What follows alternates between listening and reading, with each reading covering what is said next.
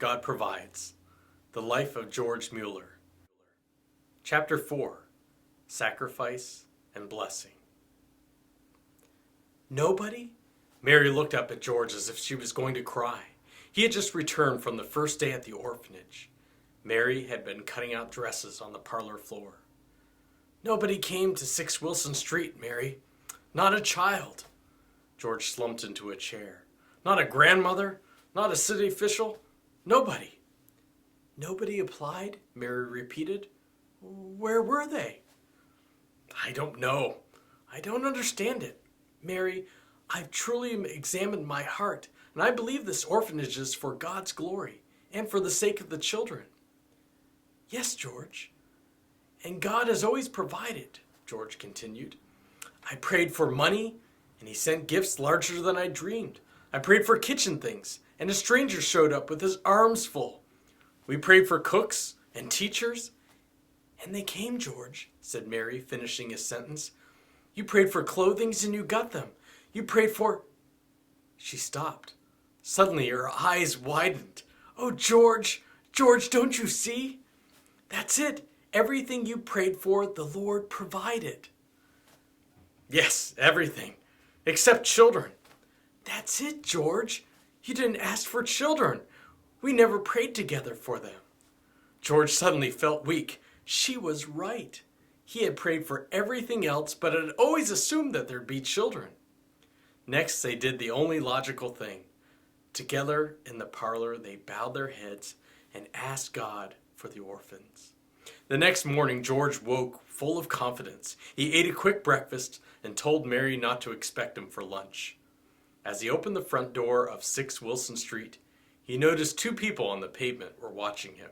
One was a woman whose bonnet perched like a giant bird on her frizzy straw-colored hair. From behind her appeared the eyes of a 10-year-old with a grimy face and grimy shirt to match. She followed George into the house, tugging the boy behind her. George directed her to the little table in the parlor where he had sat alone the day before. After he pulled up a chair for her and sat down, he listened to her story. This was Jerry, her sister's boy. She had died, leaving him as an orphan. There was no sign of the father. Suddenly, George jumped up in pain. Jerry, who had been busy exploring the house, had returned and dropped a large rock he had found right on George's foot. Don't mind him, the woman said. He's a good boy down in his heart, if you can find it. George's morning soon turned busier as a half-dozen women and about twice as many children came through the front door. Each peppered George with questions and explanations. Just as George was starting to restore order, he heard the crash. Jerry had picked up the rock and hurled it through the parlor window. My window! George exclaimed. Don't you worry, Mr. Mueller, one of the ladies shouted. You asked for kids, didn't you? Well, you got 'em, so don't complain none. By May, the orphanage officially opened.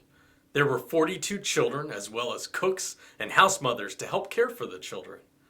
More requests came, though, and soon George had to rent a second house on Wilson Street to provide more room. By the following year, he had rented a third house. During that time, George kept his word and never publicly talked about money and never asked for a donation. While God had provided for their daily needs, after 2 years, George knew the situation was critical. One day, George knew they had no money left and needed £5 immediately. In his prayer diary, George wrote, God, I'm trusting you to supply it somehow. A well-dressed woman arrived at the orphanage later that day with a few coins in her hand. She had been convicted about wearing fancy jewelry and decided to give the money from them to the orphanage. I know they're not worth much, Mr. Mueller. Only £5. Not much. So much, George answered, knowing that God had met their daily needs once again.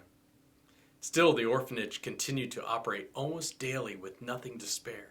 One particularly wet and gloomy afternoon in September, George gathered the staff of the orphanage for a meeting. Until then, he had never discussed the financial situation with them. He had felt that it would somehow be breaking his promise to God. But God was teaching him. He now realized that by not sharing the facts, he had been robbing his staff of a blessing.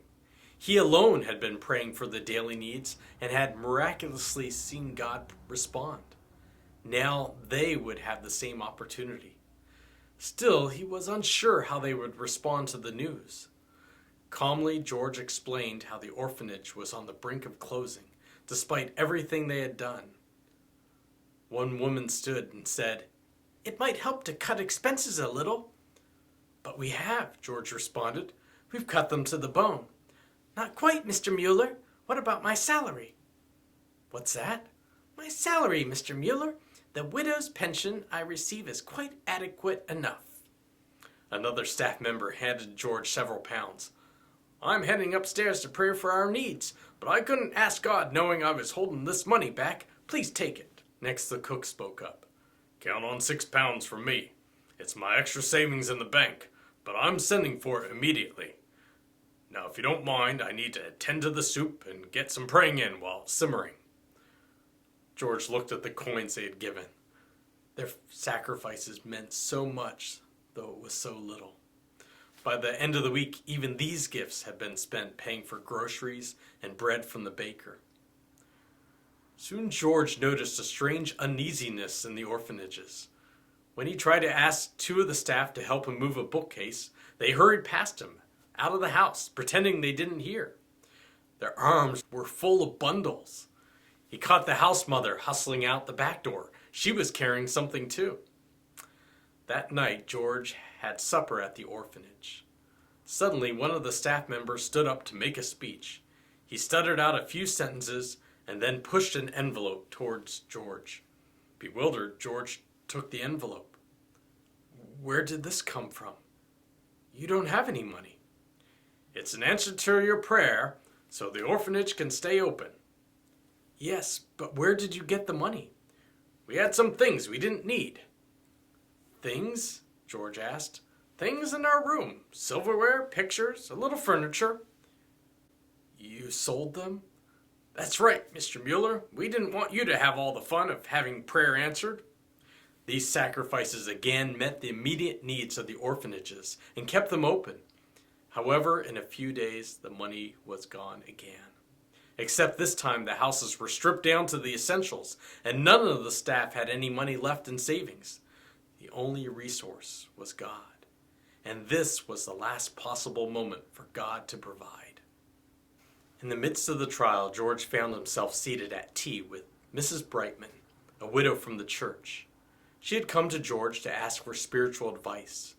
George listened carefully, but as she spoke, George noticed how worn her shawl and bonnet appeared. Had he become so focused on the needs of the orphanages that he was overlooking those in the church? The thought pricked his heart. As she rose to leave, he spoke. "Mrs. Brightman, Mary and I would consider it an honor to share with you anything we have. Please consider what is ours, yours. Our bank accounts shall be one and the same." Mrs. Brightman caught her breath and quickly pulled a handkerchief from her bag. You dear people," she said, wiping her tears. "You won't be sorry. You know I have £500. Now it was George's turn to catch his breath. He had no idea she had any money. "That's not what I meant," he said, fumbling for words. "I mean, She quickly explained that she had inherited the money and had often thought about what to do with it. "Your words have given me an idea, Mr. Mueller," she said as she departed. "Perhaps the money would be best put towards the work of the orphanage. Please pray that the Lord would show me what he wants me to do." Almost a month went by, and with no word from Mrs. Brightman. Not wanting to influence her, George made no attempt to contact her either. Instead, he continued to pray faithfully for her and her decision. Late in November, George came home to find Mrs. Brightman having tea with Mary. "Mr. Mueller, I want to share a common purse with you after all. The Lord has given me a peace about giving the money. I know he wants the orphanage to have my legacy, £500. George cleared his throat. "I'm grateful," he began. "Very thankful. A little overwhelmed. But I can't accept it. Mary set the teapot down with a clatter. Young man, the widow chirped. Not yet. I want you to make sure it's what you ought to do. Please take 2 weeks. Then if God still has given you peace, the orphanage will accept your 500 pounds. And so George continued to pray. By the middle of December, he received a letter from Mrs. Brightman. It said, Since I last saw you, I haven't had the slightest doubt about what I ought to do. I have asked my heart if I'm really doing this for him. My heart assures me I am. I want you to have the money. I'll forward it soon. George and Mary rejoiced, but their wait was not quite over. The money transfer took almost 3 months. When it was finally settled, George had 500 pounds in the Bristol bank for his orphans. God was already preparing in George's mind a most excellent way to spend it. At the Wilson Street house, the housemother stood before George. He wasn't sure if it was good news or not. Thought you might like to know that the Grahams next door are going to move, sir.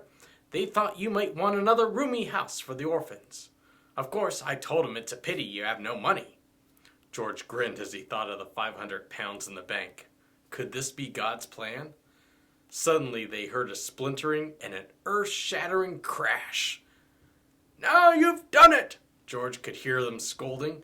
Broke it right in two. Broke what in two? The front door? Or a person? The boys were yelling now. George's questions were soon answered as he was presented with Colin, a 10-year-old orphan who had frequent visits to George's desk. What did you do this time, Colin? Banisters. Slid down. But what broke? The banisters. The banisters? A thin fellow like you? Colin stuck out his lower lip. Wasn't just me. About 6 of us. Made kind of a chain. George continued his questions. As he spoke, George realized that there were 100 other Collins amid the streets of Bristol. Boys and girls who not only needed food and shelter and a place to play, but also who needed to hear of God's love.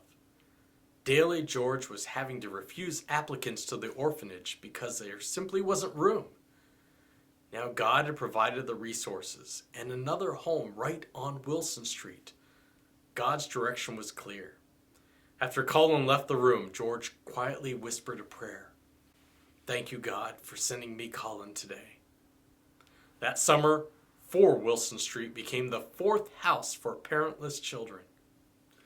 On the first day the doors opened, Colin and a new young boy ran in and up the stairs and then swished down the banister, screaming all the way, Hey there, bully banisters, Mr. Mueller.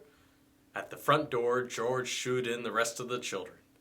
2 little red-headed girls carrying dolls, a boy with a face smeared with freckles, a boy who blew a toy trumpet all the way, a little girl with a cold.